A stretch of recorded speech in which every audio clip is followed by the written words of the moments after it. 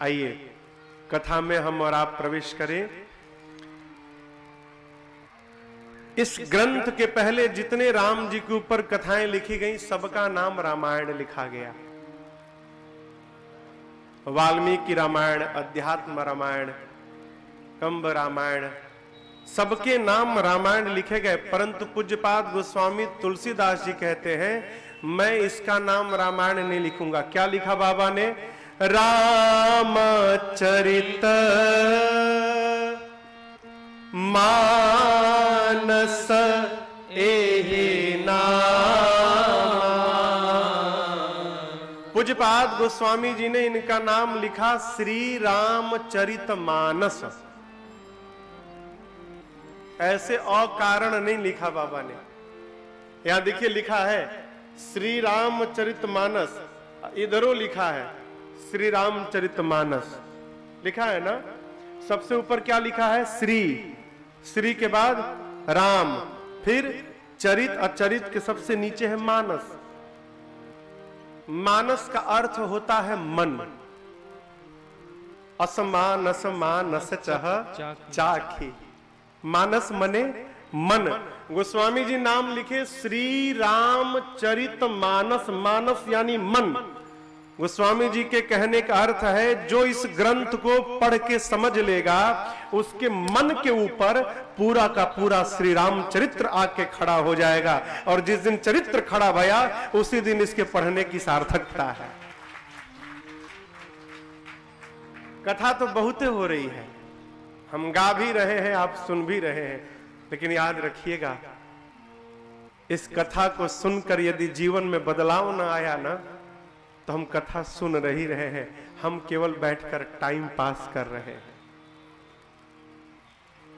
Free में दवाई मिलती है ना, जब फ्री में तो आदमी नहीं खाता है, फ्रिज खाता है, फ्रिज। फ्री में दवाई मिल जाए तो लोग ले जाके फ्रिज के ऊपर रख देते हैं। और रुपया लगा के जब आदमी खरीदत है ना तो घड़ी की सुई मिला मिला के खाता है। ये दवा है। दवा तभी असर करेगी जब भीतर जाएगी। और आपसे एक निवेदन करूं, डॉक्टर भले भेदभाव कर दे, जो परिचित हो उनको 1 घंटा देखे और जो परिचित ना हो उनको 5 मिनट में निपटा दे। डॉक्टर भले भेदभाव करता है, लेकिन डॉक्टर जो दवा देता है ना वो दवा भेदभाव नहीं करती। इसलिए हम भले भेदभाव कर दे, लेकिन हम जिस राम जी की कथा सुनाते हैं ये कथा भेदभाव नहीं करती, सबको बराबर असर करती है। जो लेगा, हमारे पूज्य महाराज श्री का एक पद है, कथा क्यों सुनी जाए। आप सब लोग सुनने बैठे हैं, क्यों? आप देखिए यही अंतर है जीव की कथा और जगदीश की कथा का मूल अंतर आपको बताऊं।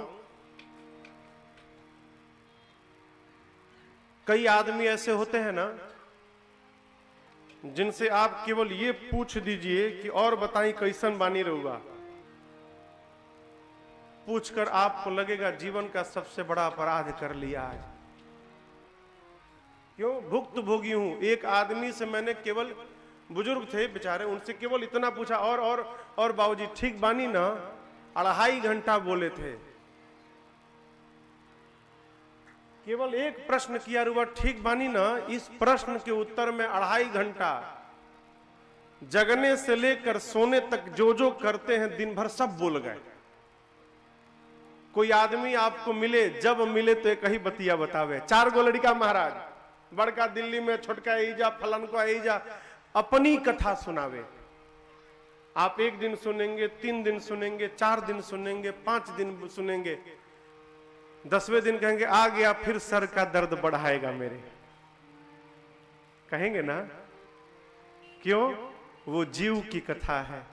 माई बाप, जीव की कथा व्यथा को बढ़ा देती है, लेकिन मेरे जगदीश की कथा जीवन की व्यथा को समाप्त कर देती है। क्यों? ये भगवान की कथा है।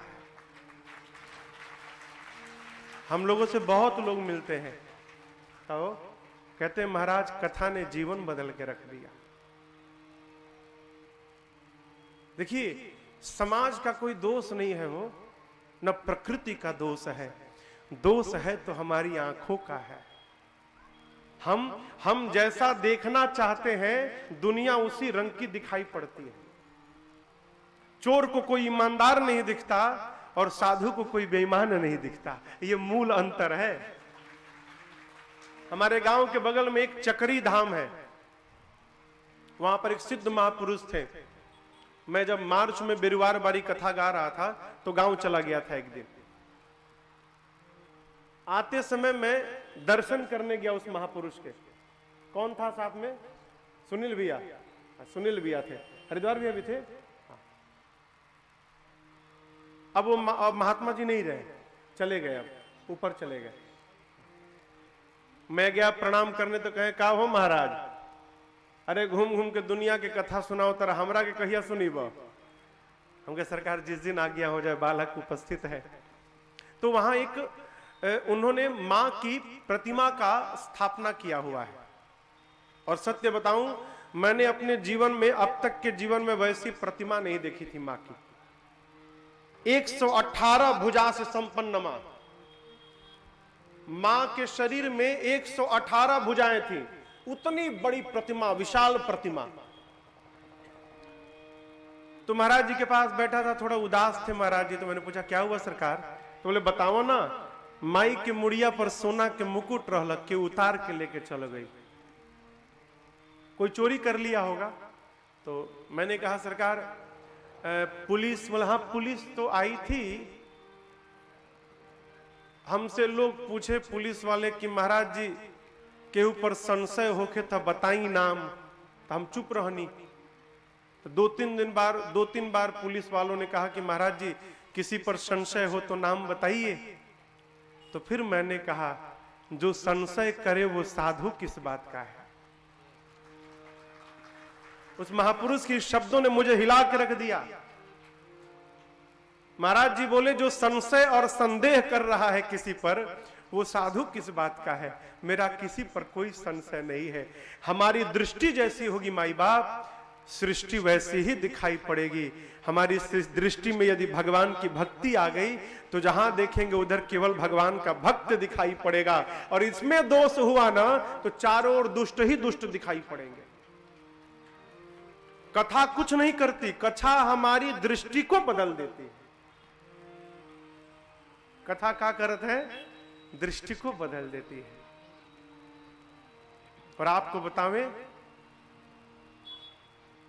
जिस प्रकार जंगल में आग लग जाए तो बचने के लिए नदी की आवश्यकता पड़ती है पशुओं को, उसी प्रकार हम और आप दिन रात जल रहे हैं माई बाप, विषय की अग्नि में जल रहे हैं। अब आपके महाराज हमके तो हमरा तो दाह निखे लागत होके, दाह ऐसन जरावता कि सीधे वही जा पहुंचाई घाटे के तीरे। विषय की अग्नि बतावे क्या है? कितना बजे? 5 बज गई। ए बार अगर आलू के पकौड़ी अब चाय मिल जाए ना बड़ा आनंद आई। ये जो जिह्वा ने कहा कि पकौड़ी खाने का मन है, यही आग है हो, विषय का आग यही है। आंखें कहती है सुंदर सुंदर दिखाई पड़ता रहे, अग्नि है। हाथ कहता है तुम एकदम मुलायम छुए के मिल जाओ, एकदम मुलायम, ये भी अग्नि है, विषय की अग्नि है। कान कथा सुने में आप लोग तो नहीं, लेकिन कई जगह लाइव जा रहा है वो। अच्छा नहीं बोलेंगे, कोई सुन लेगा तो बुरा लग जाएगा। ये जो कथा आप देख रहे हैं ये YouTube पे लाइव आ रही है कथा, और केवल ये बेलहरी नहीं देख रहा है, आपके साथ बैठकर पूरा विश्व इस कथा को सुन रहा है।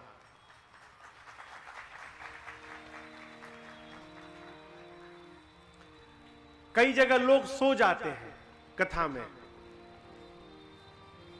क्यों? कथा में नींद बड़ी अच्छी आती है ना? कहीं सब है? आपको सब क्या बता तो कैसे मालूम बा? जब आवत नहीं के तो कैसे जानता नहीं सब है? कथा में नींद कई लोगों को देखता हूं सो जाते हैं। और किसी की बुराई हो अगर, तो किसी की बुराई बतियाने में रात भर नींद नहीं आती साहब। फिर तो एकदम सोया हुआ आदमी बिस्तर पर उठ के हाँ हम सुन ले बानी उनका बारे में शुरू। ये क्या है? ये कान का विषय है। पर निंदा सुनना कानों का विषय है। आंख का विषय क्या है? विषय रस सुंदर दिखाई पड़े। नासिका का सुंदर सुंघाई पड़े। ये क्या है? विषय की अग्नि है। ये मन रूपी हाथी दिन रात इस विषय की अग्नि में जल रहा है। सुखी कब होगा? पूज्यपाद गोस्वामी तुलसीदास जी कहते हैं, होई सुखी जो एहि सर पराए। सर मने सरोवर। जंगल में आग लग जाए तो हाथी दौड़कर सरोवर में जाके डूब के बैठ जाता है। अब उसे कोई चिंता नहीं, पूरा जंगल जल के खाक हो जाए, उसका बाल बांका नहीं होने वाला। क्यों? वो सरोवर के भीतर बैठा है। गोस्वामी जी कहते हैं, ये मन रूपी हाथी दिन रात विषय की अग्नि में जल रहा है। जिसका मन इस कथा सरोवर में आकर बैठ जाएगा, ये विषय की अग्नि उसके जीवन का बाल बांका नहीं कर सकती है, उसको कोई जला नहीं सकता। कथा को मन में बिठाना है। और बतावें, पूरी कथा नहीं, एक कोनो बात, कोई एक बात। अभी मैं जहां कथा करके आया हूं, ऐसा गांव था वो अहिरौली बघेल, बाबू साहबों का गांव है। आप तो गए थे भैया। तो जब किसी से गांव में कहता था अपने क्षेत्र में कि हो गांव में कथा होता, तो लोग ओ गांव में ओहू जाके लोग कथा सुनता। ऐसा रिएक्शन था लोगों का। अब आप कल्पना करिए। लेकिन कथा के होने के बाद परसोरात्रि में गांधी भैया बैठे थे। बोले, महाराज जी, लोगों का विचार बदल गया यहाँ का है? और हमने तो एक ही बात पकड़ ली है। 9 दिन में केवल एक बात समझ में आई महाराज जी। हमने कहा, कौन सी बात? बोले, महाराज जी, एक यही बात समझ में आई, भाई के साथ संपत्ति का बंटवारा मत करो, करना है तो अपने भाई की विपत्ति का बंटवारा करो। ये बात हमको समझ में आ गई महाराज। कोई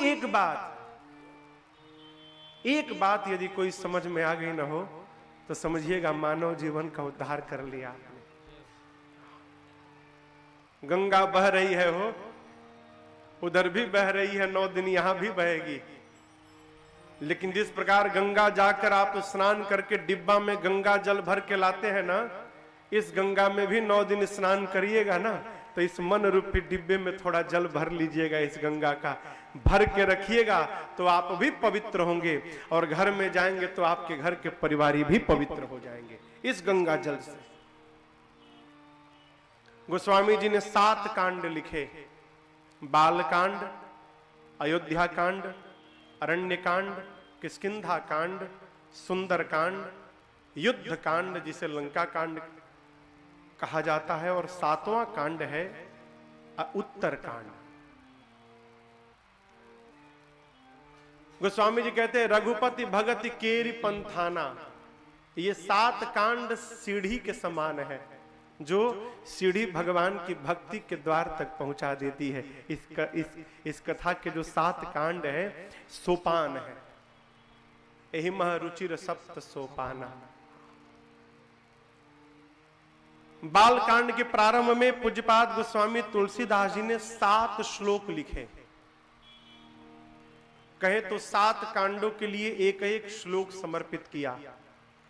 पहला श्लोक बाबा कहते हैं, वर्णानामर्थ संघानाम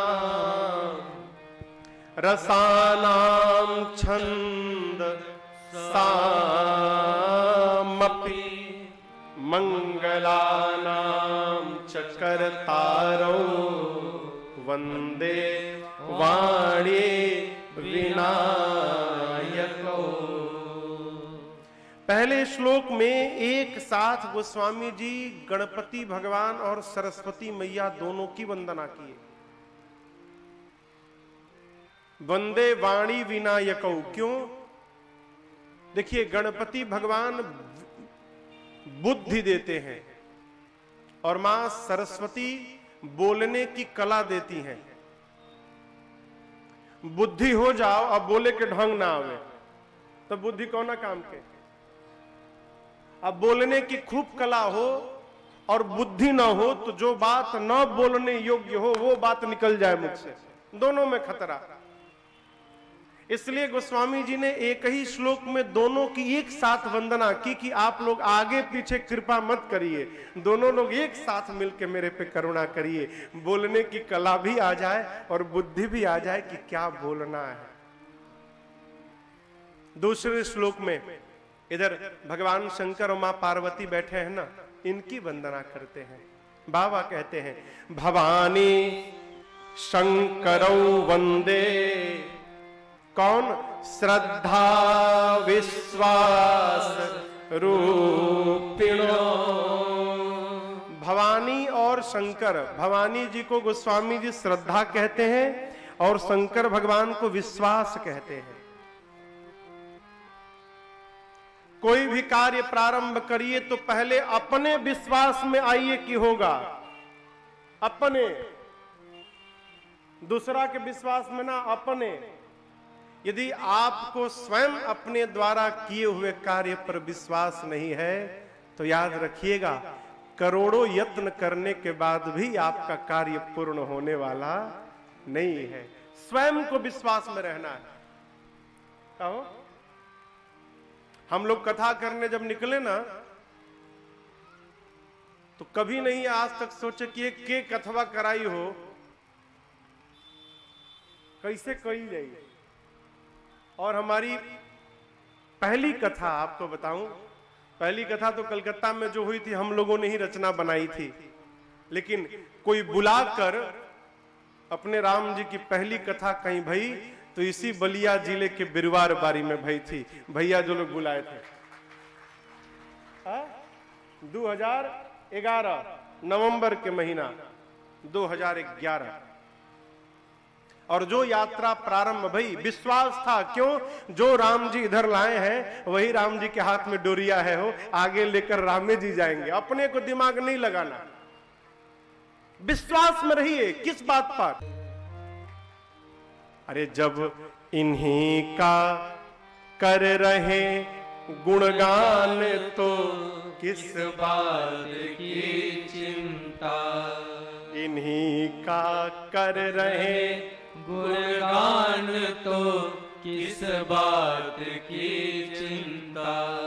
देखिए दो शब्द है, चिंता और चिंतन। जब आप चिंता करोगे ना तो भगवान अपने चिंतन में लग जाएंगे, और जब आप भगवान का चिंतन करोगे तो भगवान आपकी चिंता में लग जाएंगे। मूल अंतर है ये। चिंता मत करिए, चिंतन करिए। क्या? हमारे साथ श्री रघुनाथ तो किस बात की चिंता, इन्हीं के हाथ में जब हाथ तो किस बात की चिंता। विश्वास। मानस में कहा गया है बिनु विश्वास भगति नहीं, अत्ते ही बिनु द्रव ही न राम। भक्ति का मूल क्या है? विश्वास। पहले विश्वास में आइए,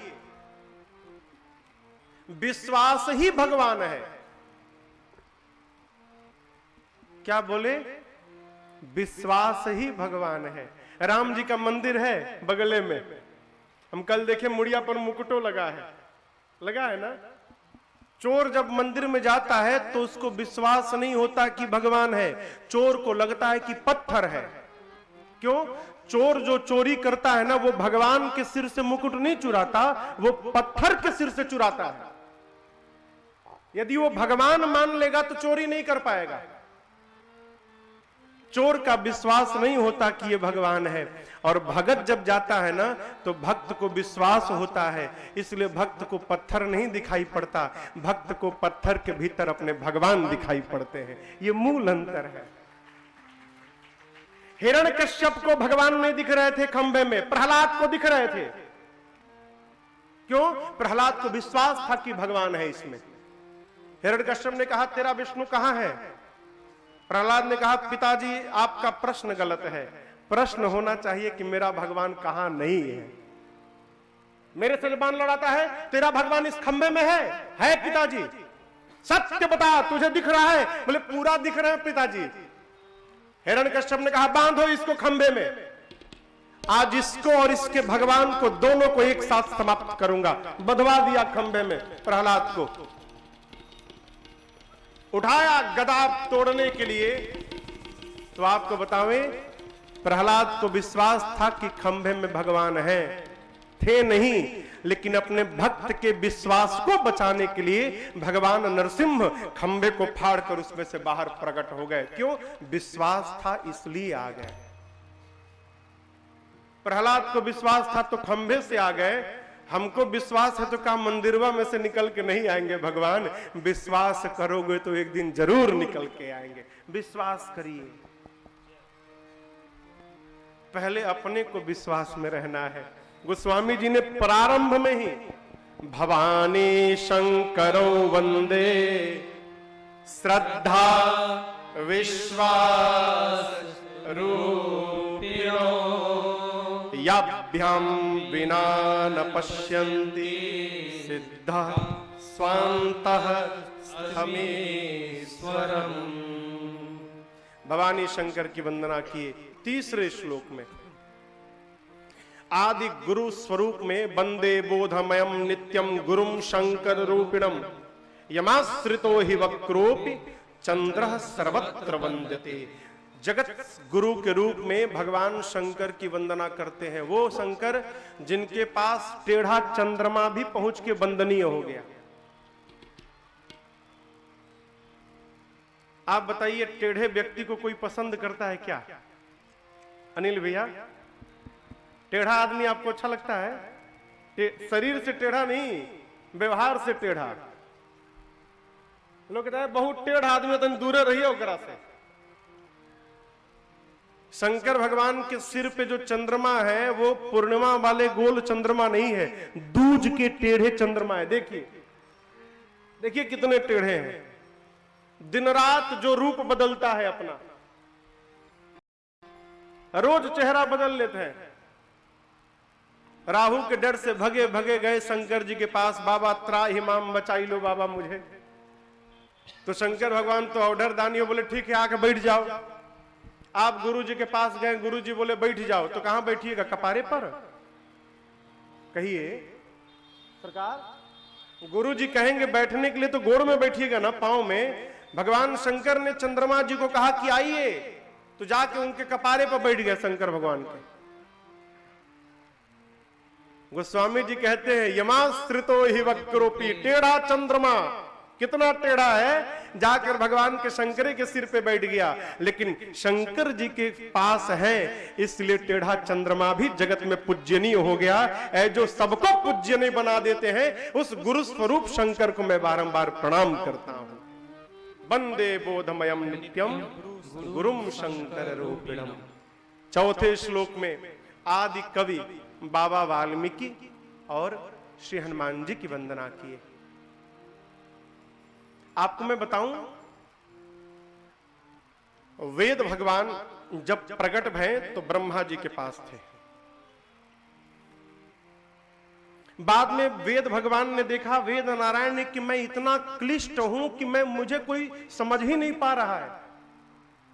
तो वेद भगवान ने भगवान से निवेदन किया कि प्रभु मैं अवतार लेना चाहता हूं जिससे लोग मुझे समझ पाए। मैं इतना क्लिष्ट हो गया हूं कि मुझे कोई समझ नहीं पा रहा है। तो जब मुझे कोई समझ ही नहीं पाएगा तो मेरे होने का क्या मतलब?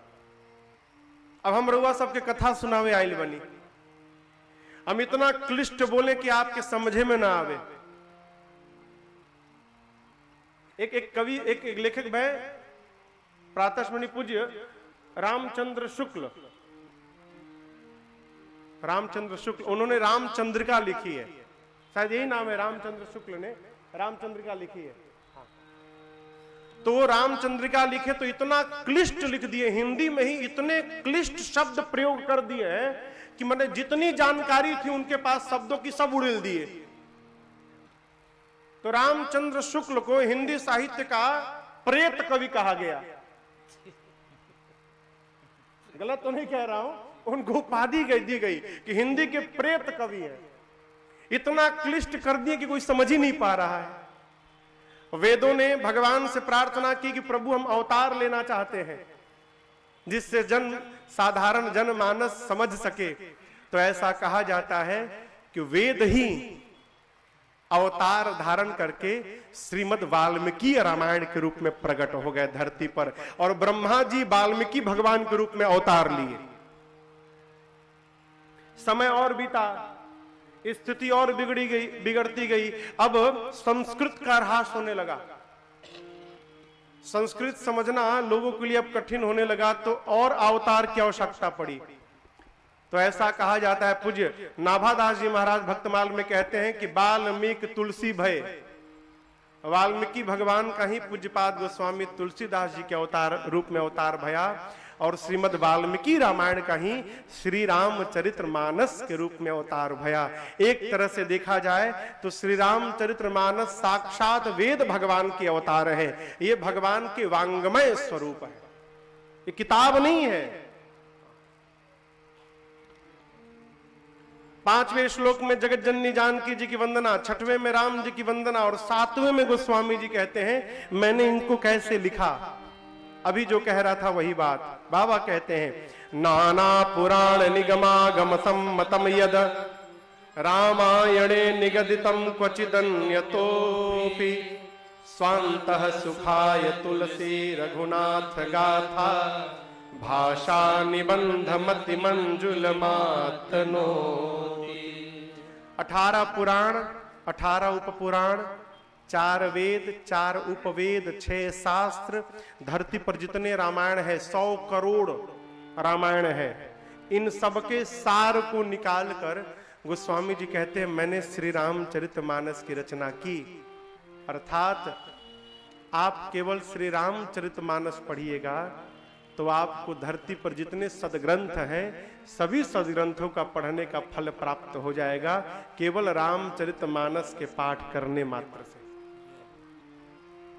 पंचदेव उपासना हेतु गोस्वामी जी ने 5 सोरठे लिख ले, और उसके बाद श्री रामचरितमानस की पहली चौपाई बाबा कहते हैं, बंदाऊं गुरु पद पदुम परागा, बंदाऊं गुरु पद पदुम परागा, सुरुचि सुबास सरस अनुरागा, सुरुचि सुवास सरस अनुरागा, अमिय मूरी मया चूरन चारो, अमिय मूरी मय चूरन चारो, समन सकल भव रुज परिवारो, समन सकल भव रुज परिवार, समन सकल भव रुज परिवार। गोस्वामी जी सबसे पहले गुरुदेव भगवान के चरण में जो रज लगा है उसकी वंदना किए। बंदऊ गुरु पद पदुम परागा, ये रज के सेवन से क्या होगा, सुरुचि अर्थात हमारी रुचि सुंदर हो जाएगी, सुवास जीवन सुगंध युक्त हो जाएगा। एक बात कहें, बुरा नहीं मानेंगे ना, थोड़ी कड़वी है। जिस व्यक्ति का जीवन जितना सात्विक होता है उसके शरीर से सुगंध निकलती है, जितना सत्व के साथ जीव रहता है उसके शरीर से दुर्गंध नहीं सुगंध निकलेगा। एक रिवाज वाला तो जानते बनी, एक रिवाज वाला बोलना की आवश्यकता नहीं है ना।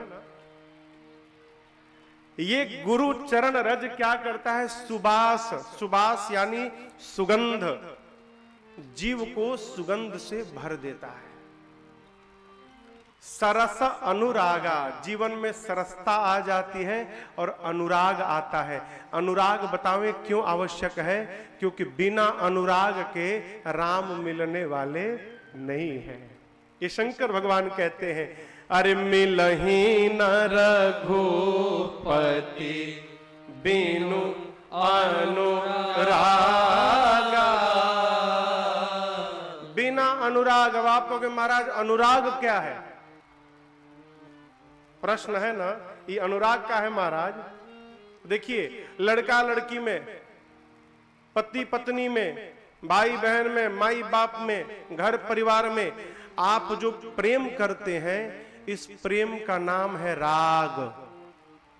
क्या नाम है? राग।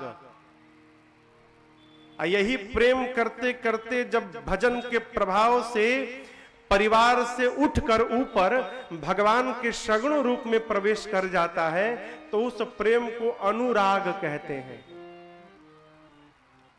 जो घर परिवार को प्रेम करते करते, भजन करते करते परिवार से निकल के जिसका मन भगवान में लग गया, भगवान के स्वरूप में लग गया, उस प्रेम का नाम अनुराग है।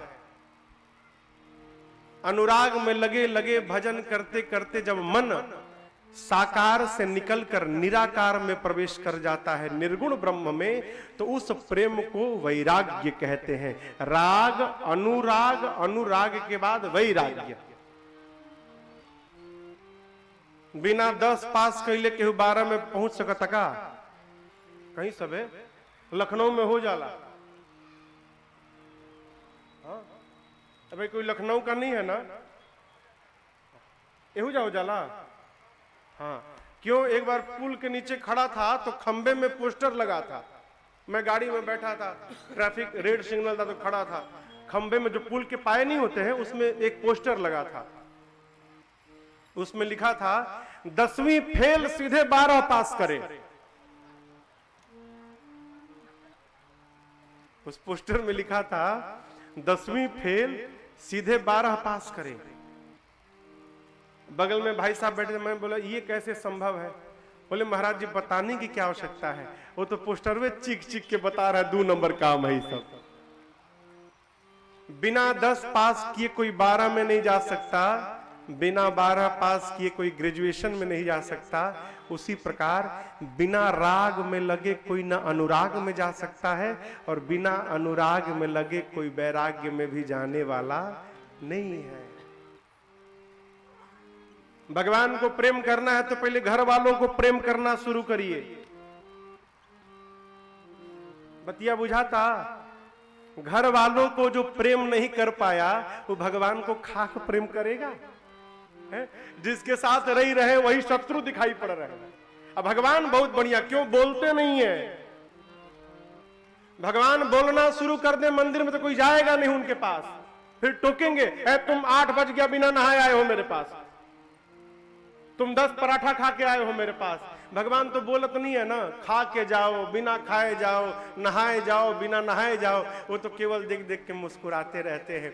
सब जानकर भी मौन रहता है, वही भगवान है, और उसी की पूरी दुनिया पूजा करती है।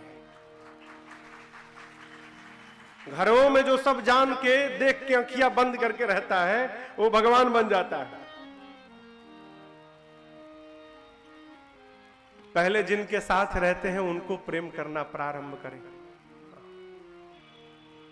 आदत हो जाए प्रेम करने की हो, तो जब घर वालों से आदत बन जाएगा ना, तो भगवान से प्रेम अपने आप बढ़ जाएगा, लगाना नहीं पड़ेगा। कब आपका राग अनुराग में बदल गया आपको पता नहीं चलेगा। अनुराग ये सब होता कैसे है? बंदौ गुरु पद पदुम परागा, गुरुदेव भगवान के चरण रज से। अब इसमें एक और मैं बात आपसे निवेदन करूं, चरण रज से नहीं।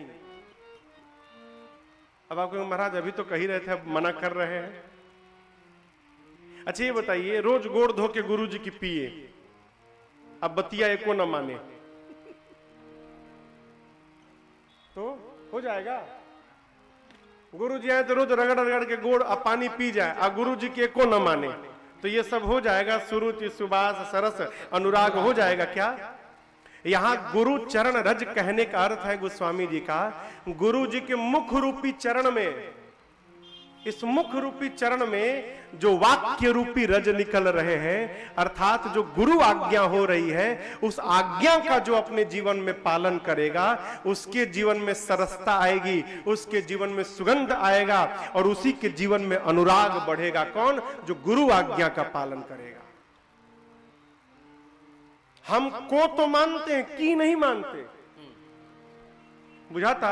गुरु जी को मानते हैं, गुरु जी की नहीं मानते। को मानिए चाहे मत मानिए, माई बाप की मानने का स्वभाव बनाइए। क्यों?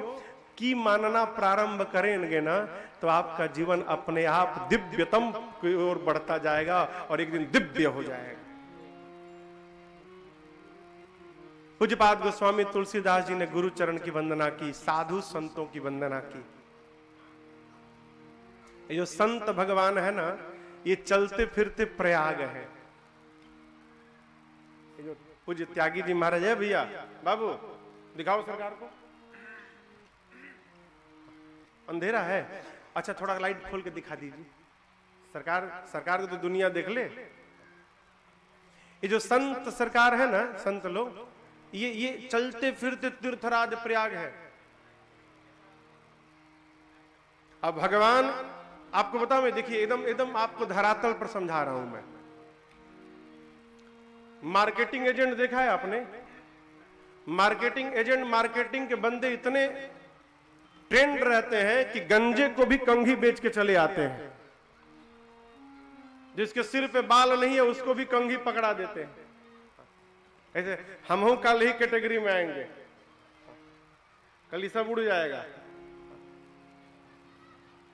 क्यों? गंजे को बाल देते हैं। क्यों?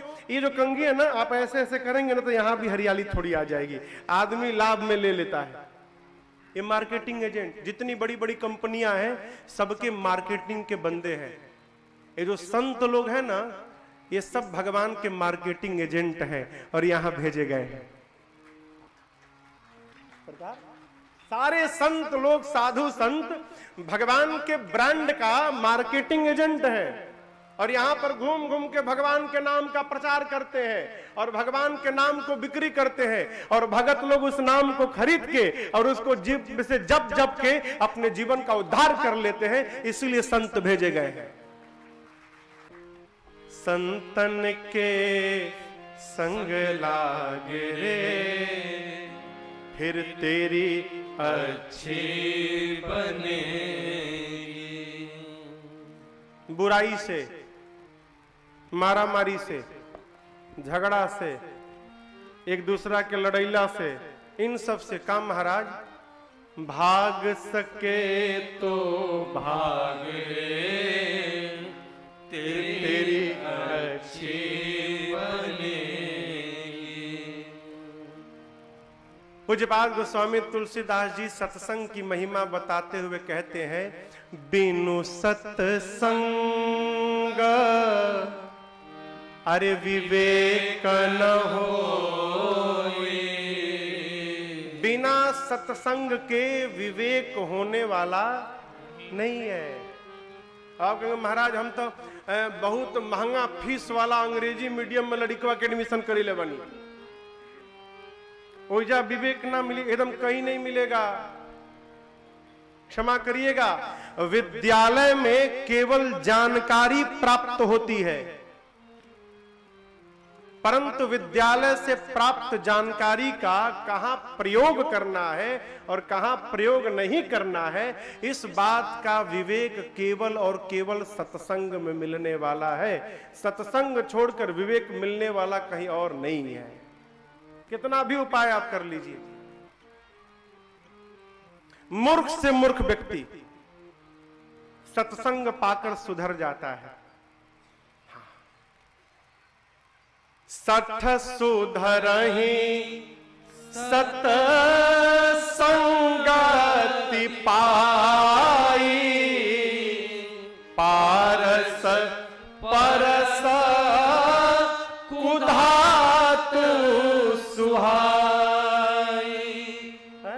गोस्वामी जी कहते हैं सठ सुधरही सतसंगति पाई। पारसमणि जानते हैं? पारसमणि, पारसमणि एगो मणि है, पारसमणि।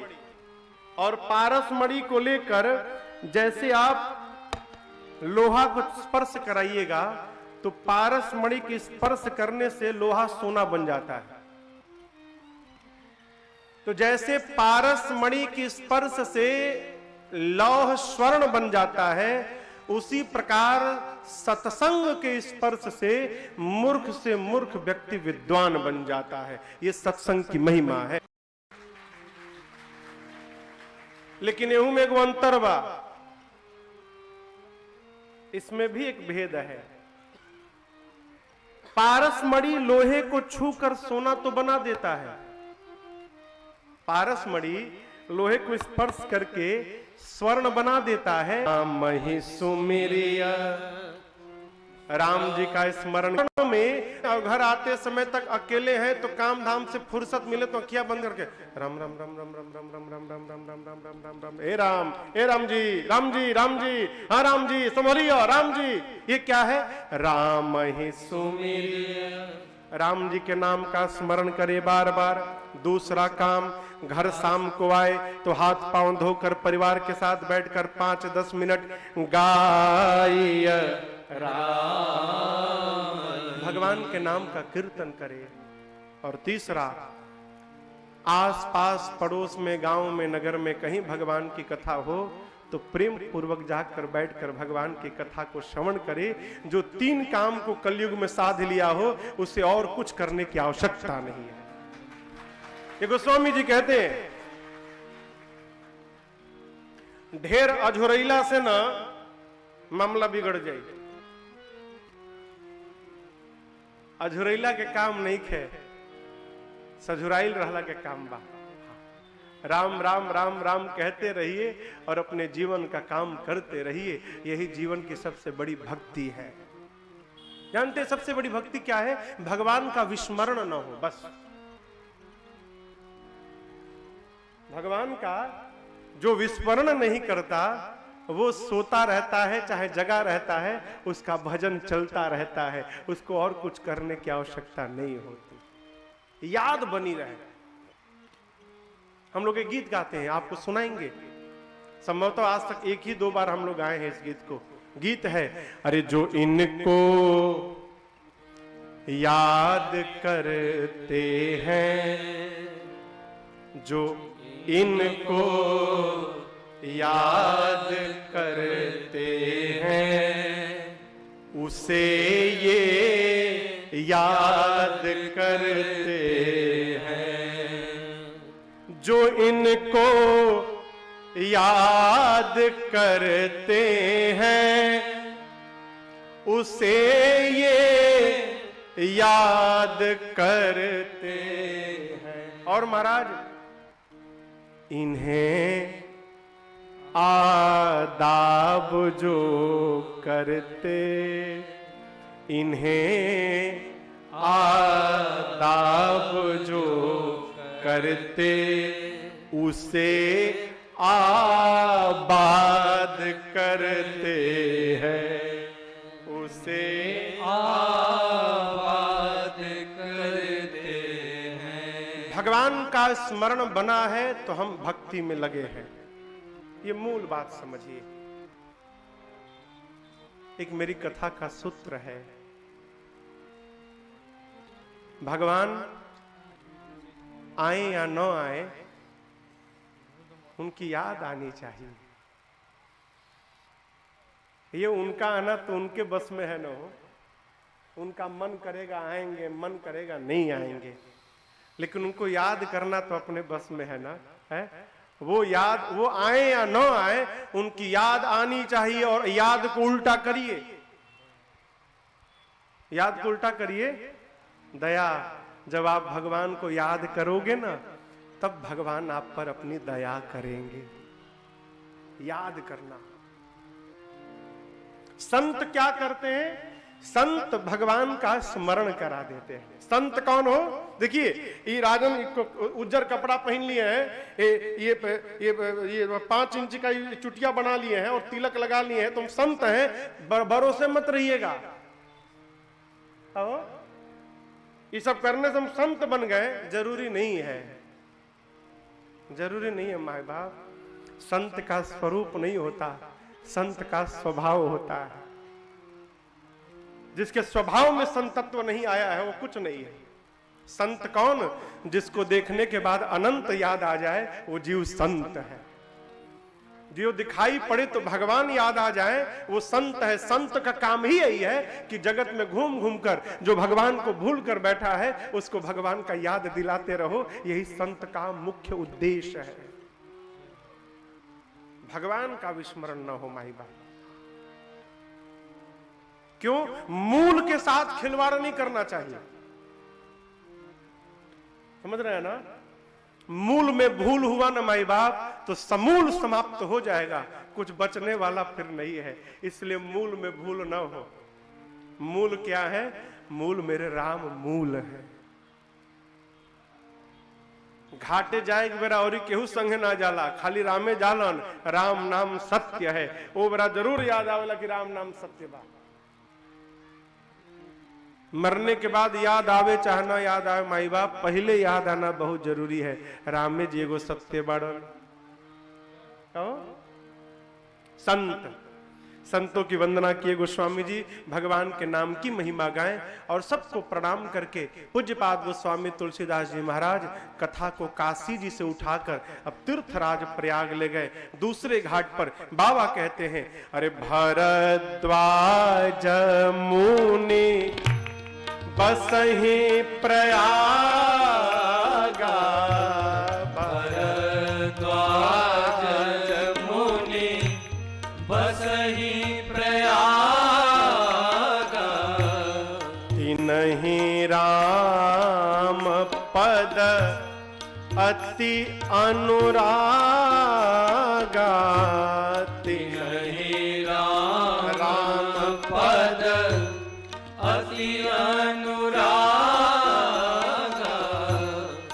तापस समदम दया निधाना, तापस समदम दया निधाना, परमारथ पथ परम सुजाना, परमारथ पथ परम सुजाना, परमारथ पथ परम सुजाना, परमारथ पथ परम सुजाना।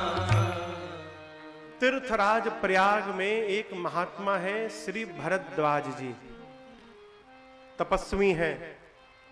सम कहे तो उनका मन उनके बस में है, दम कहे तो इंद्रियां बस में है, दया के भंडार है, परमार्थ पथ पे चलने वाले पथिक हैं। आप सब जानते हैं प्रयाग में प्रत्येक वर्ष माघ महीना में मेला लगता है, प्रत्येक वर्ष। और भारत के ऋषि मुनि जाकर वहां कल्पवास करते हैं। एक वर्ष मुनि लोग जब वहां वास करने के बाद लौटकर अपने अपने आश्रम जाने लगे तो एक महात्मा है जिनका नाम है श्री याज्ञवल्क्य जी महाराज। भरद्वाज जी ने उनको जाते हुए देखा ना तो गोड़वा पकड़ के रोने लगे। कहे, महात्मन प्रभु सब जा रहे हैं, आप मत जाइए ना। याज्ञवल्क्य जी रुक गए, जाकर भरद्वाज जी ने बिठाया, पांव धोया, पखारा, पूजन किया। याज्ञवल्क्य जी ने पूछा कि भरद्वाज जी ने आपने क्यों रोका मुझे? भरद्वाज जी कहते, प्रभु एगो प्रश्न है। कही क्या प्रश्न है, पूछिए। तो भरद्वाज जी पूछे, प्रभु आप सुन के हंसीएगा मत मेरे प्रश्न को। प्रश्न है मेरा कि राम कवन प्रभु मैं पूछूं तो हे प्रभु ये राम जी कौन है? अब आप कहोगे महाराज ये कौन प्रश्न है, तो हमारे घर के लड़की को जाना था कि राम जी कौन है। इतने बड़े महात्मा इनको ये भी नहीं मालूम कि राम जी कौन है। देखिए एक मूल अंतर समझिएगा।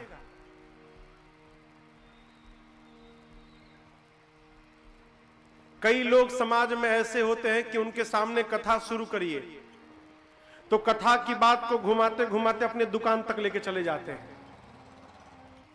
जगदीश की बात को घुमा घुमा के जगत तक पहुंचा देते हैं। और कई लोग ऐसे हैं होते हैं उनसे जगत की बात करिए तो वो जगत की बात को घुमाते घुमाते लकड़ी है कि सोना है कि हीरा है कि कोयला है बितरा, लेकिन नहीं, जैसे शटर उठा तुरंत पता चलेगा ये कोयले का दुकान है कि हीरे का दुकान है। शटर उठने के बाद पता चलता है।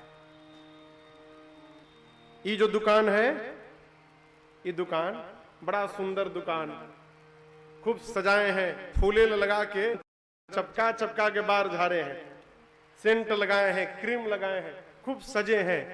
लेकिन याद रखिएगा जब तक इस दुकान का ये शटर बंद है ना, तब तक पता चलने वाला नहीं है कि भीतर भगत वाला सामान बैठा है कि अभगत वाला बैठा है। और जैसे ये शटर खुला, वो तो बोलिया बताओ था कि भीतरा का भरा है। ये शटर खुला तो परिचय मिल जाएगा। भक्त की वार्ता के केंद्र में भगवान होते हैं। और जो भक्त नहीं होता माई बाप, उसकी वार्ता के केंद्र में यह झूठा संसार रहता है। भरद्वाज जी क्या पूछे? राम कवन प्रभु पूछूं तो राम जी कौन है? एक राम को मैं भी जानता हूं, अयोध्या वाले महाराज दशरथ के बेटे राम। उनकी पत्नी का हरण भया, क्रोध आया, युद्ध में जाकर रावण का अंत किया उन्होंने। उस राम को तो मैं जानता हूं। मेरा प्रश्न है, जिस राम को मैं जानता हूं, क्या शंकर जी भी उसी राम जी को जपते हैं? कि शंकर जी जिस राम को जप रहे हैं वो कोई और राम, अब मैं जिनको जानता हूं मेरे वाले कोई और राम? ये मेरा प्रश्न है। आप विस्तार पूर्वक कथा सुना के अब मेरे संशय को दूर कर दीजिए। याज्ञवल्क्य जी बोले, ऋषिवर भरद्वाज जी, मैं आपकी चतुराई समझ गया। आप भगवान की कथा सुनना चाहते हैं, इसलिए मूढ़ बनकर आपने प्रश्न किया मेरे से ना। मैं अवश्य सुनाऊंगा आपको कथा। आपने जैसे प्रश्न किया ठीक ऐसे ही प्रश्न एक बार पार्वती जी ने किया था। उस प्रश्न को बाद में सुनाऊंगा, पहले बीच की कथा सुनिए। कौन सी कथा? एक बार त्रेता जुग माही शंभु गए कुंभ ऋषि पाही संग सती जग जननी भवानी पूजे ऋषि अखिलेश्वर जाने। राम कथा मुनि बरज बखानी सुनी महेश परम सुख मानी कहत सुनत रघुपति गुण गाथा कछु दिन ताहाँ रहे गिरनाथ। ए जी मुनि सन विदा मांगी त्रिपुरारी मुनि संग विदा मांगी त्रिपुरारी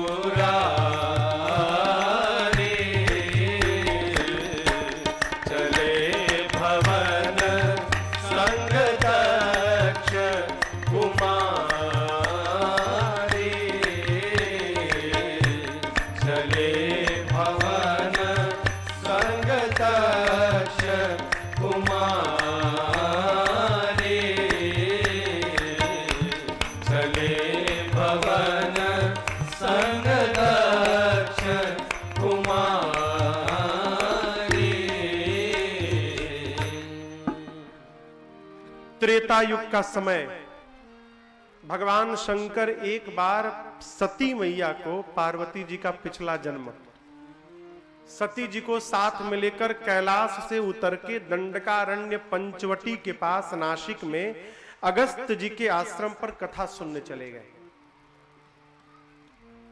यही राम कथा। अब आप बताइए, जिसके दरवाजे पर अचानक सवेरे सवेरे भगवान शंकर पहुंच जाएं, तो वो देख के पागल नहीं होगा तो क्या होगा? है? बाबा पहुंचे, अगस्त ऋषि लगे नाचने, दिव्य आसन पर बिठाकर पांव पखारे, षोडशों प्रकार पूजन करने लगे। सती जी सोचने लगी कि हम कथा सुनने आए हैं, ये सुनाने वाले हैं। नियम है कि सुनने वाला सुनाने वाले की पूजा करे। यहां जो कथावाचक है वही श्रोता की आरती उतार रहा है। इसका मतलब इनका ज्ञान हमारे ज्ञान से थोड़ा कम है, और जिसके पास ज्ञान ही कम है वो कथा क्या सुनाएगा? मां ने पहले सोच लिया। परिणाम 9 दिनों तक मां बैठी रही, केवल बैठी भर रही, परंतु माई ने कथा का क भी नहीं सुना, केवल शरीर बैठा रहा। क्यों? ई का कथा सुनाई है। देखिए, कथा में हजारों में लोग आते हैं, लेकिन सब सुनते ही जरूरी नहीं है। क्षमा करिएगा, कई लोग तो एक्सचेंज ऑफर में आते हैं, पुरनका खोल जाओ, नौका पहन जाओ। सब गलत तो नहीं कह रहा हूं। कई लोग आके पंडाले देखा, पंडाल, कई लोग 3 घंटा में इसी में निकाल देते हैं। सब सुनने आ रहे हैं, जरूरी नहीं है। हम नहीं मनाते कि आप में से ऐसा कोई हो, आप सब सुनने आए हैं। मां बैठी रही, कथा नहीं सुनी। शंकर भगवान राम जी की भक्ति दक्षिणा के रूप में देखकर अगस्त ऋषि को और सती मैया को लेकर चल पड़े। त्रेता युग का समय था, राम जी अवतार ले चुके थे। अवतार लेकर राम लक्ष्मण सीता 14 वर्ष के वनवास में इसी पंचवटी नासिक में थे। सवेरे सवेरे शंकर भगवान कथा सुन के चले, और नीचे रावण आया और मेरी सीता मैया का हरण करके रावण लेके चला गया। लीला में, कथा लीला में। अब राम लक्ष्मण जी मैया के लिए लगे रोने। राम जी नीचे रो रहे हैं, ऊपर शंकर भगवान सोच रहे हैं कि भगवान इसी वन में है, कथा सुन के कान तो धन्य कर लिया हूं, यदि दर्शन हो जाता निचवा कहीं तो अखियों धन्य हो जाती। अभी सोच ही रहे थे तब तक यदि शंभु समायाते ही राम ही देखा, शंभु समायाते ही राम ही देखा, उपजाहि अति हरस विसेखा, उपजाहि अति हरस विसेखा, उपजाहि अति हरस विसेखा। कहते हैं शंभु समय ते ही राम ही देखा। शंकर भगवान सोच ही रहे थे कि दर्शन मिल जाए, तब तक अचानक राम जी रोते हुए दिखाई पड़ गए। बाबा नाचने लगे, गदगद होके नाचने लगे बाबा। क्यों नाचने लगे? शंकर भगवान सोचे सीता जी का हरण थोड़ी भया है, सीता जी तो अग्नि में बैठी हैं, रावण सीता मैया का फोटो उठा के ले गया है। पहली बात। हमिंग आ रही है, हमिंग।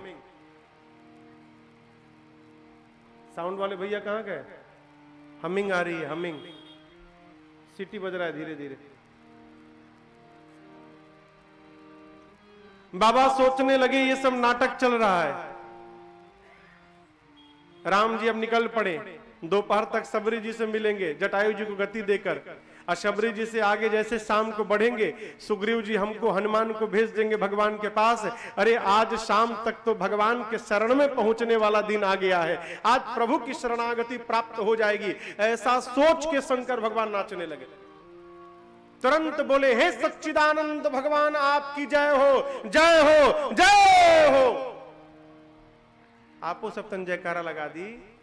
बोलिए सच्चिदानंद भगवान की जय जयकार लगाकर भगवान मां सती को लेके चल पड़े। सती जी सोचने लगी, भगवान तो हो नहीं सकते। क्यों? भगवान कहीं पत्नी के लिए रोएंगे? वो भगवान होते तो पता नहीं रहता कि मेरी पत्नी कहां है। ये रो रहे हैं, ये भगवान नहीं है। इधर वाला थोड़ा बढ़ाइए, इधर वाला बक्सा। सती मैया सोचने लगी ये भगवान नहीं है। पूरा जगत शिव को प्रणाम करता है और आज शिव एक जीव को प्रणाम कर रहे हैं। शंकर भगवान कहें, देवी सावधान, ये वही राम है जिनकी कथा अगस्त जी ने सुनाई, ये वही राम है जिनकी भक्ति मैंने अगस्त जी को दक्षिणा के रूप में दी, ये मेरे वही इष्ट भगवान राम है, प्रणाम करो। सती जी ने प्रणाम नहीं किया, ये भगवान नहीं है। जब बुरा दिन आता है ना जीवन में, तो हमको भी अपने बड़े की बात समझ में नहीं आती है। और समझिएगा, जब बड़े की बात समझ में ना आवे ना, तो मान लेना चाहिए कि हमारा भला होने वाला नहीं है।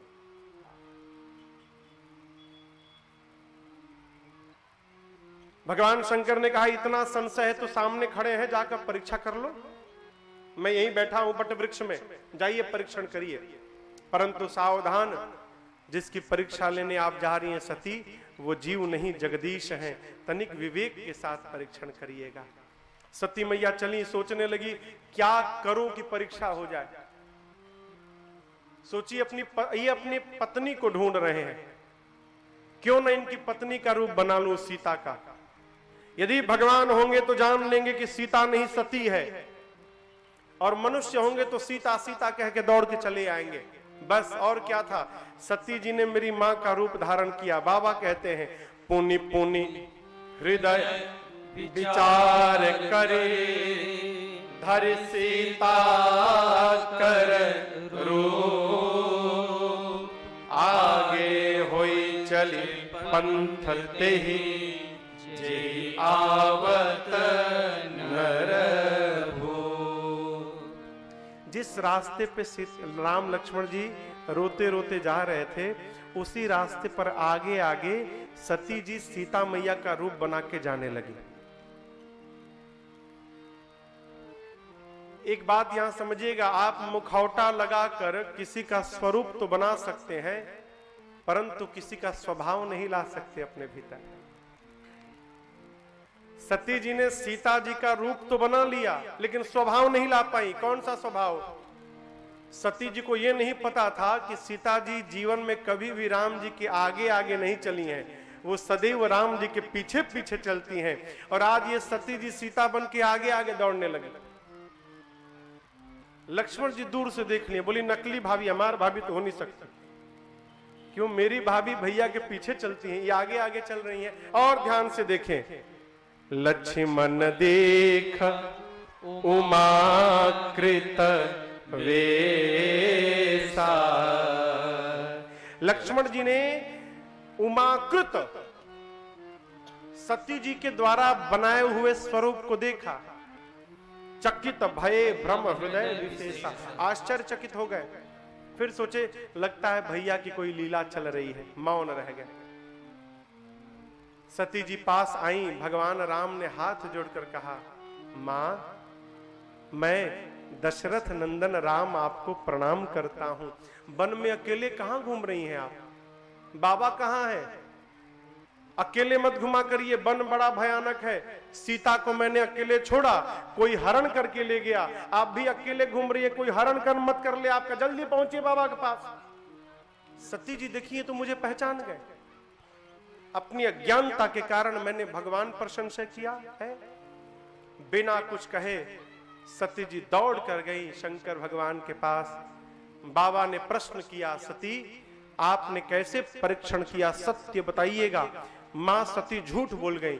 मां ने कहा, प्रभु कछु न परीक्षा लीन गोसाई।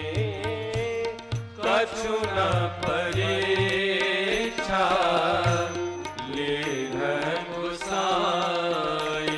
फिर क्या किया? कीन्ह प्रणाम तुम्हारे नाई। कीन्ह प्रणाम तुम्हारे नाई। बाबा तब शंकर देखें धरि ध्याना। तब शंकर देखें धरि ध्याना। सती जो कीन्हा चरित सब जाना। सखी जो कीन्ह चरित सब जाना। सती जो कीन्हा चरित सब जाना। बाबा ने कहा झूठ मत बोलिएगा। कैसे परीक्षण किया बताइए? सती जी झूठ बोली, नहीं किया। बाबा ने पूछा फिर किया क्या? सती मैया बोली प्रणाम किया, जैसे आपने किया वैसे मैंने कर लिया। अंतर इतना रहा कि आप दूर से किए और मैं पास गई और मैंने पास जाके प्रणाम किया। बाबा को विश्वास नहीं भया। क्यों? इतना समझाता रहा, बात समझ में नहीं आई। रास्ते में कौन गुरु मिल गया जिसकी बात समझ में आ गई इनकी है? शंकर भगवान ध्यान में गए। जाकर बाबा ने देखा सती ने मेरी मां सीता का रूप बना लिया। इतना बड़ा अपराध। अब देखिए शंकर भगवान सोचने लगे कि मेरी सती ने मेरी मां का रूप बनाया, इसका मतलब आज के बाद सती अब मेरे लिए मां जैसी। इनके साथ अब अपने गृहस्थ धर्म का मैं निर्वाह नहीं कर सकता। जैसे मन में ये बात आई, शंकर भगवान ने उसी समय संकल्प कर लिया, यही तन सती भेंट मोहि नाहि, शिव संकल्प कीन्ह मन माहि। मन ही मन संकल्प कर लिए, आज के बाद इस शरीर का सती से भेंट नहीं। त्याग दिया मां का बाबा ने। आकाशवाणी भाई, आकाशवाणी ने बड़ी प्रशंसा की। जय हो बाबा, आपके अलावा भक्ति को इतनी ऊंचाई तक भला कौन लेके जा सकता है। सती जी ने बार बार पूछा, प्रभु कौन सा प्रण किया? कीन्ह कवन पन कहु कृपाला। बाबा बोले मैं मुख से नहीं अपने व्यवहार से बताऊंगा सती, मैंने आपका त्याग कर दिया। देखिए एक बात सदैव ध्यान रखा जाए, ऐसा कोई व्यवहार न किया जाए हो कि हमारे साथ रहने वाले का मनवा खिन्न हो जाए। ऐसा जीवन में कोई व्यवहार न किया जाए कि साथ वाले का मन खिन्न हो जाए। मां ने झूठ कहा, परिणाम बाबा ने त्याग किया और कैलाश में आके शंकर भगवान 87,000 वर्ष के लिए समाधि में बैठ गए। मौन धारण कर लिए। समाधि यानी मौन होना। किसी को सजा देनी हो तो इससे बड़ी कोई सजा नहीं है, मौन हो जाइए। मारना कोई बहुत बड़ी सजा नहीं है। किसी को सजा देनी है तो मौन धारण कर लीजिए, उसके प्रति बोलबे मत करिए। बाबा 87,000 वर्ष के लिए समाधिस्थ हो गए और 87,000 वर्ष बाद जब समाधि से बाहर आए, बाबा कहते हैं गोस्वामी जी, अरे बीते संबत सहस 87 तजे समाधि शंभु अविनाशी।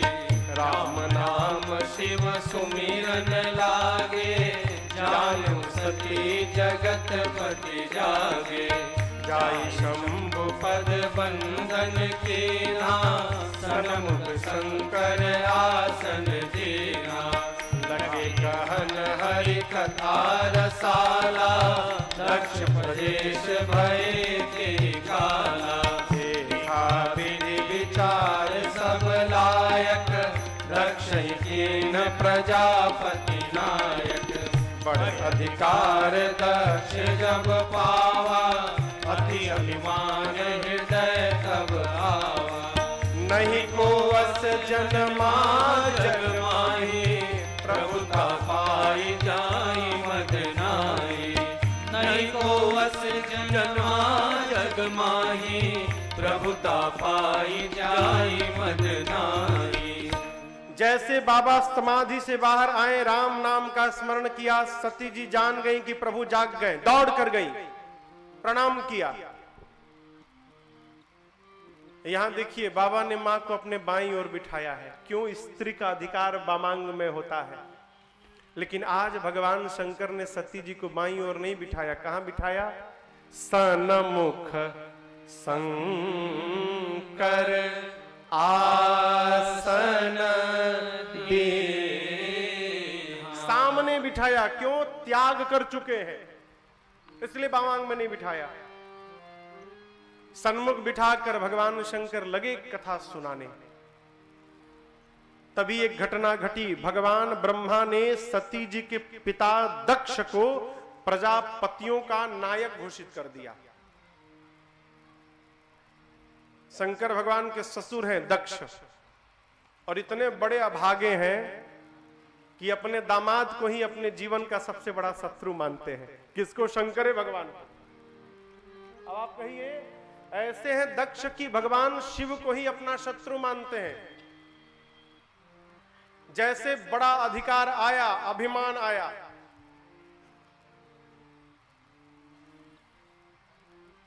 अभिमान तो अधिकार के पिछुए पिछुए चलता है। गलत तो नहीं कह रहे हैं ना? गोस्वामी जी एक ऐसी है, यहां पर अद्भुत चौपाई लिखे हैं, जिस चौपाई में नहीं का संपुट लगा है। चौपाई के पहले नहीं लिखा गया है और चौपाई के अंत में नहीं लिखा गया है। कहते हैं, नहीं को अस जन्मा जग माही,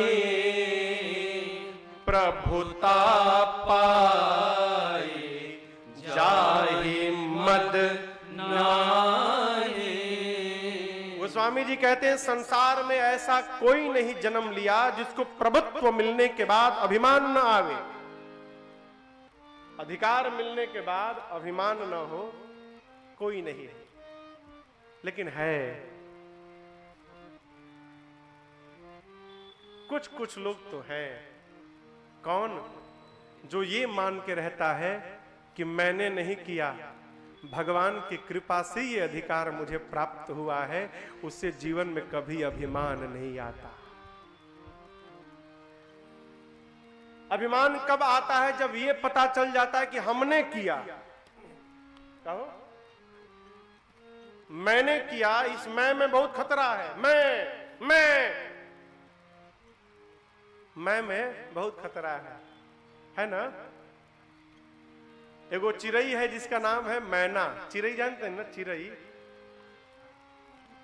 भोजपुरी शब्द है, चिड़ई। मैना ने मैना कहा, का नाम है मैना। कहती है मैना, मैं नहीं, ना ना मैं नहीं, नमो है मैना। मैना ने मैना कहा तो मोल भयो 10-20, और बकरे ने मैं कहा तो कबीर कटायो शीश। मैना बोलती है मैं नहीं तो दाम बढ़ गया हो। अब बकरवा दिन भर मैं गर्दन उतर गया। मैं क्या है? अभिमान है, बचा जाए। भक्त नहीं कहता कि मैंने किया, भक्त कहता है करते हो तुम कन्हैया, करते हैं मेरे राम जी, और मेरा नाम हो रहा है। मेरा तो सब बस आपकी कृपा से सब काम हो रहा है। भगवान कर रहे हैं ऐसा जिसका चिंतन है, उसको जीवन में कभी अभिमान आने वाला नहीं है। खतरा तब होता है जब हम करने लगते हैं। दक्ष ने भगवान शिव को अपमानित करने के लिए हरिद्वार के कनखल में यज्ञ की रचना की, सबको बुलाया, छोड़ ब्रह्मा विष्णु महेश, सारे देवता लोग जाने लगे। सती जी ने पूछा प्रभु कथा गुरुकुआ दिया, कथा चल रही थी, कहा प्रभु कथा बंद करिए, ये देवता लोग कहां जा रहे हैं? बाबा बोले कि आपके पिताजी यज्ञ कर रहे हैं, उसी में भाग लेने। माई बोली प्रभु हम ही हो आए। बाबा ने कहा न्योता नहीं आया है, यह अनुचित नहीं नेवत पठावा, हम लोगों के पास न्योता नहीं है, बुलाया नहीं गया है। सती जी ने कहा प्रभु पिता के घर, मित्र के घर, गुरु के घर और स्वामी के घर, 4 जगह बिना बुलाए जाना चाहिए। मित्र के घर, पिता के घर, गुरु के घर और स्वामी के घर कोई उत्सव हो तो बिना बुलाए जाना चाहिए। बाबा ने कहा बात तो ठीक कही आपने सती, परंतु यदि अपमानित करने के लिए नहीं बुलाया गया है तो वहां जाने पर कल्याण नहीं होने वाला। मां नहीं मानी, अंत में बाबा ने अपने 2 रुद्रगणों को साथ में देकर दिए मुख्य गण संग, तब विदा कीन त्रिपुरारी, बाबा ने मैया को विदा कर दिया। मां जब पहुंची पिता के घर, न आपको बताऊं दक्ष ने सबको त्रास दिया था, सती आएगी तो कोई बात नहीं करेगा उससे, और किसी ने सती मैया की ओर देखा भी नहीं, छोड़ उनकी मां ने लाड़ा लड़ाया, खूब आदर दिया, कही बेटी तुम्हारे पिता की मति बावली हो गई है, कोई बिटिया दामाद से बैर करता है। मां से बात करके सती मैया जाकर यज्ञ मंडप की परिक्रमा लगाती और जाकर देखा कि सभी देवताओं का स्थान और मेरे पति के लिए कोई स्थान नहीं। इतना अपमान! ऐ मां का पूरा शरीर क्रोध अग्नि में जलने लगा। मां तपत पड़ी, हे देवगण मुनिगण ध्यान से सुन लीजिए, आप में से बैठकर जिसने मेरे पति की निंदा की अथवा जिसने बैठकर कान से सुना, सबको दंड मिलेगा। मर्यादा है जिस सभा में संत की, शंभु की और हरि की निंदा हो, यदि शक्ति है तो जिह्वा को काट दो निंदा करने वाले की, शक्ति नहीं है तो कान को बंद करके। मेरे पति केवल मेरे पति नहीं जगत के पिता हैं, और आज मेरे नीच पिता ने मेरे पति की निंदा की, आज के बाद मैं दक्ष की बेटी के रूप में जीवित नहीं रहूंगी। इतना कह के सती जी ने दाहिने पांव के अंगुष्ठ से योग अग्नि को प्रज्वलित करा के और अपने आप को जला के मां ने भस्म कर दिया, जला दिया मां ने। बाबा कहते हैं अस कही जो गया जिनी तब दारा, भयउ सकल मक हाहाकारा, भयउ सकल मक हाहाकारा, भयउ सकल मक हाहाकारा। पूरे यज्ञ मंडप में हाहाकार मच गया। बाबा के दोनों रुद्रगण थे, रुद्रगण लगे यज्ञ विध्वंस करने। नारद जी जाकर भगवान शंकर को बताए, भगवान शिव ने जटा से केश निकाल के पटका धरा पर वीरभद्र प्रकट भय, कुपित करके भेजा उनको। वीरभद्र गए और आपको बतावें यज्ञाचार्य थे भृगु जी महाराज, दाढ़ी नोच ली उनकी भृगु जी की। एक देवता थे पूसा, जोड़ जोड़ से हंस रहे थे, जाकर ऐसा मुक्का मारा पूसा के उनके 32 दांत टूट के गिर गए। दक्ष के सर को पकड़ के वीरभद्र ने ऐसा लपेट के उखाड़ा, धड़ से अलग किया, पूरा सिर ऊपर आ गया, ले जाकर अग्निकुंड में जलाकर भस्म कर दिया। उचित दंड देना प्रारंभ किया वीरभद्र और गणों ने, हाहाकार मच गया। बाद में भगवान शंकर और विष्णु भगवान को बुलाकर यज्ञ की रक्षा भई है। यहां पर एक सूत्र समझिएगा, किसी को निंदा नीचा दिखाने के लिए, किसी को अपमानित करने के लिए यदि आप सत्कर्म भी करने जाएंगे, याद रहिए आपका सत्कर्म पूरा होने वाला नहीं है। वैर भाव से किया हुआ सत्कर्म पूर्ण होने वाला नहीं है। बाद में बकरे के सर को लाके दक्ष के सिर पे लगा के, क्योंकि वो सिर तो जल गया था अग्निकुंड में, तो बकरे का सर लाया गया और उसको दक्ष के धड़ पे रखकर दक्ष को जीवित किया गया। इधर सती मैया मरते समय बाबा कहते हैं, अरे सती मरत हरि सन बरु मांगा। क्या मांगा? अरे जन्म जन्म शिव पद अनुराग। मां कहते हैं, प्रभु एक आशीर्वाद दीजिए राम जी, अगले जन्म में भी मैं बाबा शिव के ही चरणों की दासी बनूं, इसके अलावा मुझे दूसरा कोई वरदान नहीं चाहिए। क्यों? इस जन्म में जो अपराध भया है ना, अगले जन्म में उसको सुधारना चाहती हूं मैं, उनके ही चरणों की दासी बनूं। राम जी बोले ठीक है, इस जन्म में आपके पिता दक्ष थे, अगले जन्म में भी दक्ष की बेटी ना, दक्ष की बेटी हूं इसलिए शरीर का त्याग किया मैंने, मुझे पत्थर की बेटी बना दीजिएगा स्वीकार है, परंतु दक्ष की बेटी कदापि मत बनाइएगा। भगवान ने कहा तथास्तु, और भया वही। इसी कारण सती मैया का अगला जन्म हिमालय जी के घर में उनकी बेटी के रूप में, पार्वती मैया के रूप में दूसरा जन्म भया है। एक बार आइए भाव और श्रद्धा के साथ बोलिए पार्वती मैया की जय। नारद जी चले आए हिमांचल के घर। हिमालय जी ने नारद जी के चरणों को पखारा, पूरे घर में छिड़कवाया, पूजन किया। पार्वती जी को बुला के कहे प्रणाम करवा के तनी मेरी बिटिया के हाथ में देखी तो काका दोष लिखा है।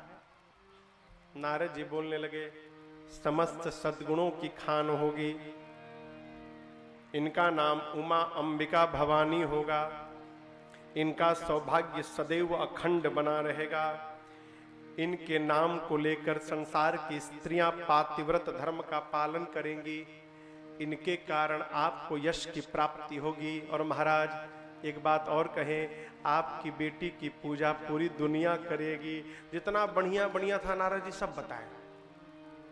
हिमालय कहे नारद जी हम तो दोष बताने के लिए कहे थे। नारद जी बोले होगा तब न बताएंगे। हाँ आपकी बेटी में तो नहीं है, लेकिन जो बेटी का दूल्हा होने वाला उसमें थोड़ा थोड़ा दिखाई दे रहा है, तो कहिए उसका बता दे। ये बताइए। अब नारद जी शुरू भय, बोले अगुना अमाना मातु पितु हीना उदासीन सब संशय छीना। योगी होगा, विशाल जटाएं होंगी उसकी, अगुण होगा। नारद जी बोलना चाहते हैं उस सत रज तम तीनों गुणों से परे होगा। हिमालय समझ लिए उसमें कोई गुण नहीं होगा। नारद जी बोले अमान होगा, अर्थात मान सम्मान से परे रहेगा। हिमांचल समझ गए उसका कोई मान नहीं करेगा, माता पिता नहीं होंगे, विशाल जटाएं होंगी, नंगा रहेगा, अमंगल स्वरूप होगा उसका। अरे राम, इतना सुनने की देरी थी, लगे हिमांचल और मैना रोने। इधर हिमांचल मैना रोने लगे, इधर पार्वती जी रोने लगी। परंतु दशा एक समुझब बिलगाना, रो दोनों रहे लेकिन स्थिति अलग है। हिमांचल मैना इसलिए रो रहे हैं, इतनी सुंदर बिटिया के लिए ऐसा बावला दूल्हा लिख दिया ब्रह्मा ने। और पार्वती जी इसलिए रो रही हैं खुशी में कि नारद जी जो जो बताए हैं वो सब हमरे भोले भंडारी में है। लग रहा है राम जी से जो वरदान मांगा था, राम जी ने मेरा वरदान स्वीकार कर लिया और मुझे बाबा के ही चरणों की दासी बना दिया। प्रसन्न हो गई मां। हिमांचल जी बोले नारद जी से आंसू से पोंछ के किनारे ले जाके, हे बाबा जी कौन उपाय बा, हम सब करे खातिर तैयार बनी, पूजा करें पाठ करवा देम, लेबे देवे के पड़ते हो तैयार बनी। लेकिन किस लिए? किसी भी उपाय से दुल्हवा बदलवा दीजिए, बस दुल्हा बदल दीजिए। नारद जी आवेश में आगे बोले सुन मुनि सहिमवंत, कहा मुनि सहिमवंत सुन, जो विधि लिखा लीला मुझ नरनाग मुनि को न मेटनिहार। महाराज ध्यान से सुनिए, मेरे पिता ब्रह्मा ने आपकी बेटी के ललाट पर जो लिख दिया, लीलार पर, देवता दैत्य मनुष्य मुनि नाग कोई मिटाने वाला नहीं है, दूल्हा तो वही मिलेगा। लेकिन एक बात बोले महाराज, समरथ को नहु दोष गोसाई।